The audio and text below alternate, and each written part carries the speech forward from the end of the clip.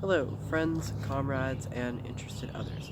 This video is going to be a little bit different than my usual videos. I will be posting another video in the organizing series soon, but I still want to use this channel to make videos about different political and philosophical topics that I find interesting, and this is a video that I've been meaning to make for a few months now. I know you might be looking at the title of this video and thinking, like, whoa, what the hell is going on in this person's life that I've been following for a few years and just kind of going all over the place. But I would appreciate you hearing me out on this topic. The relationship between religion, faith, politics, and activism is something that I've been spending a lot of time thinking about over the past couple of years, although I obviously always try to remain in a state of constant learning and developing my thinking. As some of you may know, because I briefly mentioned in my vlog about Earth Grief, that I started attending church last year, and I've since become actually quite involved in a few different church communities, both in Toronto and in my hometown. Now, the purpose of me making this video is not to try to convert anyone to Christianity. I fully acknowledge that this is a highly problematic religion, both historically and presently. There's a lot of historical and cultural trauma associated with it, and I totally want to respect people's boundaries when it comes to engaging with Western Christianity, especially for Indigenous and colonized peoples. A lot of people in my life, including fellow activists, friends, and family, have had some reasonable questions about how religion interacts with my politics, since politically my views are quite radical and most leftists are quite opposed to Christianity. So I guess I just wanted to share my experience with you, how I started going to church, and how religion and Christianity specifically interacts with liberation, colonial accountability, and radical politics. So I was not raised Christian. My family has always been kind of spiritual in a nebulous way, but definitely not religious. But my extended family on both sides is Christian. So my first experiences with spirituality were primarily through paganism and witchcraft, as I believe is the case for a lot of oddball white queer people. And the thing that I really liked about paganism was that it felt really separated from a lot of the dogma, conservatism, and homophobia that I saw as being associated with a lot of organized religion. I liked the focus on earthwork because that's something that I've always been really passionate about, and I kind of like the do-it-yourself nature of pagan spirituality, that you could kind of take the elements that worked for you, leave out the things that didn't work for you, and make new things and new practices. I felt that this was something that helped me reconnect with my ancestors, because so much of neo-paganism is centered around trying to reconstruct pre-Christian European spiritual traditions, and I wanted to have an earth-based spiritual practice that was not, that did not involve centering myself in the spiritual practices of other cultures. Despite not being religious, I did attend a Catholic school for grades 9 and 10, and I feel like my experience there did kind of cement some of the ire that I felt towards Christianity. Most of the very religious people that I met there were explicitly homophobic, transphobic, anti-choice, very conservative, and a lot of the time kind of carried themselves with an air of inherent superiority over other people because of their religious affiliation, while often not actually leading very religious lives or placing a focus on helping poor and marginalized people. My life got pretty turbulent near the end of high school, so I kind of fell out of having a regular spiritual practice for a while, but I got back into paganism and magic in my early 20s. However, paganism tends to be a very individualistic style of spiritual practice, and I was really looking for a faith community with whom I could build on my practice and deepen my understanding of this work. I wound up attending a circle with the Wiccan Church of Canada, but I wound up leaving feeling vaguely disappointed. A lot of the people involved were kind of older white men who'd left the church, and the ceremony was very explicitly heteronormative in its themes, and a lot of the practice just seemed vaguely empty, like they were kind of just like going through the motions without a lot of intention behind it. I realized that a lot of the same patriarchy, white supremacy, homophobia, and dogmatic tendencies that made me hostile towards Christianity were also present in organized forms of Wicca and paganism, despite them having this kind of air of superiority for not being like Christians. So I never really got involved in organized paganism, and I just kind of stuck to my own spiritual practice for a while. When I got involved in activism, my practice really fell by the wayside for a while, and I wound up having some really enlightening conversations with a fellow anarchist whose family is Orthodox Christian. He explained how the left tends to alienate religious people when really we have a lot of common interests. I mean, it's not really appropriate as an anti-fascist to be going around proclaiming no gods, no masters when you're attempting to work in solidarity with Muslim and Jewish communities. Anarchism in the West a lot of the time really embraces a sort of compulsory atheism that represents a new dogma in itself and really makes us inaccessible to people of faith who would otherwise be our biggest allies. My friend pointed out that churches already have a lot of the resources and are doing a lot of the things that anarchists inspire to do, feeding the homeless, clothing the poor, and holding space for community events. In many ways, some churches are doing anarchism better than a lot of anarchists, but because so many anarchists are militantly atheistic, they won't develop these kind of mutually beneficial relationships that could exist between activist and faith communities. The other thing I started thinking about was how white people tend to shape their identities in a way that kind of distances them from colonial accountability. Part of the reason why a lot of progressive white people distance themselves from the church is because they blame Christianity for the colonial crimes that were committed, as if those crimes were not also committed by the state that they are still a citizen of, and their ancestors that they're inherently tied to, and a lot of the companies and corporations that they still patron. It seems as if to say, it wasn't white people who did this, it wasn't European colonizers, it wasn't the pursuit of capital, it was the church.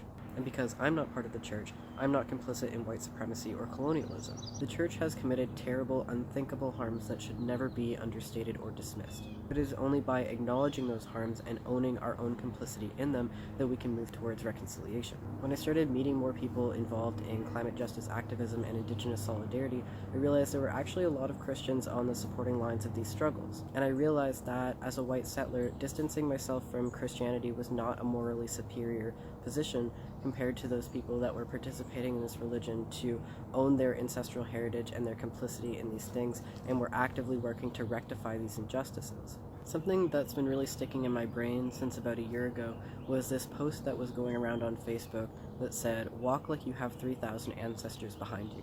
The intention of this post was for people of color to be proud of their ancestors and gain power from them, but I started thinking, like, what does it mean for a white person to walk like they have 3,000 ancestors behind them?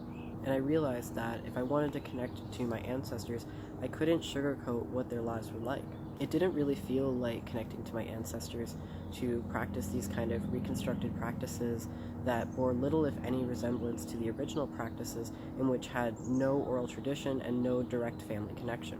I'm a primarily English and Scots-Irish person, and to the best of my knowledge, for the past 1400 years, my family has been primarily Christian. I know that there are probably other forms of pagan and earth-based spiritual practices in there, and I want to honor and learn more about that as well. 1400 years sounds like a lot, but it only accounts for about 50 to 70 generations. If I was really taking into account 3,000 generations, I would be going back about 60,000 years, which is just not a depth of ancestral knowledge that I have access to. But I know what my family looks like in more recent generations, and I cannot cherry-pick my history and ignore the overwhelming Christian presence there. Christian institutions built the state of Canada that my family currently benefits from as European settlers. The atrocities that the church committed created a society that currently prioritizes me as a white and historically Christian person. So with that knowledge, in wanting to place myself in a historical and ancestral context, I do feel compelled to be accountable for those actions. A lot of the time when I talk about this with other white people, they kind of respond with like, "What? So you think that all white people have a moral obligation to join the church? You think that everyone has an obligation to participate in the religious traditions of their ancestors? You think that I'm a bad person if I'm a pagan or an atheist?" And my answer to that is no, no, and no. This is what makes sense to me, this is my reasoning and my life choices, and I'm not trying to impose this process on any other person. I'm only speaking to my own experiences and making this video to try to explore a topic that I don't feel like has a lot of representation on the political left. So now let's talk a little bit about theology. Sometimes when people find out I'm Christian, they're kind of like, "But you're trans, you're a communist, Christianity is only for straight conservatives." And yes, while the majority of white people with power in the West are straight conservatives, and this tends to be reflected in church institutions, the actual theology could not be farther from this. The Bible talks about wealth, money, and possessions about 2,300 times, and a lot of this contains specific guidelines for how people should use their money. Jesus advocated for a social order that would be akin to socialism or communism today, and early Christians practiced a form of proto-communism, often sharing all of their wealth and possessions in common and not owning more than the clothes on their back. Much of the Bible can be interpreted as an economic text, which strongly and specifically advocates for wealth redistribution. So whenever someone says to me, how can you be Christian when you're XYZ, I always say it's a far greater contradiction to be rich and Christian than anything else. Conservatives will say that Jesus hated queer people, and progressives will respond by saying that Jesus didn't say anything about queer people, but this isn't entirely true. Besides the obvious messaging about compassion for the marginalized, Jesus actually did mention gender-variant people at one point during his teachings about marriage. Matthew chapter 9 verse 12 reads, "For there are eunuchs who are born that way, there are eunuchs who have been made eunuchs by others, and there are those who choose to live like eunuchs for the sake of the kingdom of heaven. The one who can accept this should accept this." In this, eunuchs are brought up as an exception to this teaching that he's giving about marriage, since at the time eunuchs could not get married. But I think that this passing acknowledgement is very important, and when I started reading the Gospels, this line really stuck out to me. It's not exactly Jesus saying trans rights, but he does neutrally acknowledge the social category of eunuchs, which at the time encompassed intersex people, people who had had their reproductive organs removed, and people who chose to live celibate and essentially genderless lives. He acknowledges in a matter-of-fact way this category of gender-variant people, many of whom would be considered to be intersex, non-binary, or transgender today. I read a really great book a few months ago called Zealot by Reza Aslan. This is a historical narrative rather than a theological one, as Aslan is not a Christian, but he does do a very good job of placing Jesus' life in context in Roman-occupied Palestine in the 1st century. This book really helped me understand just how radical and revolutionary Jesus was in his time, and that his teachings were basically a call for social justice and insurrection against the Roman state. Obviously, a lot has happened since then, since Christianity became the state religion of the Roman Empire and was used violently in the colonization of Europe as well as European colonization after that. But I find it really interesting how revolutionary and socialist thought is so embedded in Christian theology that new socialist Christian tendencies keep cropping up in different times and places throughout the world. And there are many progressive socialist and communist strains within Christianity today, with the student Christian movement, the Catholic workers, the Christian peacemaker teams, the Religious Society of Friends, to name a few, and many other social justice-focused churches, Christian faith groups, and initiatives. Obviously, these tendencies are still within the minority in white Western Christian communities, but also, explicit anti-racism and socialism is the minority within most white communities, so those things